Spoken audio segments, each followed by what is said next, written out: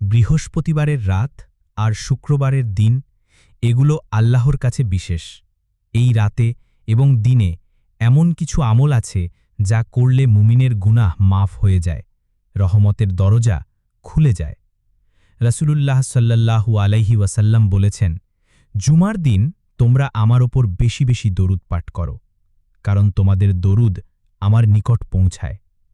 এদিন সূরা কাহফ তেলাওয়াত করার অনেক ফজিলত রয়েছে। হাদিসে বলা হয়েছে, যে ব্যক্তি জুমার দিন সূরা কাহফ পাঠ করে তার জন্য 2 জুমার মাঝে নূর সৃষ্টি হয়। শুক্রবার সকালে সুন্দরভাবে গোসল করে পরিষ্কার পোশাক পরে তাড়াতাড়ি মসজিদে গিয়ে খুতবা মনোযোগ দিয়ে শোনা, এসব আমল পূর্ববর্তী জুমা থেকে পরবর্তী জুমা পর্যন্ত গুনাহ মাফের কারণ হয়। আর জুমার দিন এমন একটি মুহূর্ত আছে যখন বান্দা যদি আন্তরিকভাবে দোয়া করে, আল্লাহ তা অবশ্যই কবুল করেন। অনেক আলেম বলেন, এই সময়টা আসরের পর থেকে মাগরিব পর্যন্ত। এই পবিত্র দিনে কবর জিয়ারত করাও একটি বরকতময় আমল।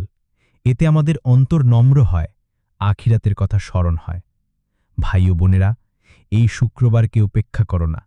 এক একটি শুক্রবার যেন তোমার জীবনের মোড় ঘুরিয়ে দেয়। আল্লাহ আমাদের সবাইকে জুমার দিনের ফজিলত অর্জন করার তৌফিক দিন। আমিন। Allah bless you. Like and subscribe to Niloy's video now. AD65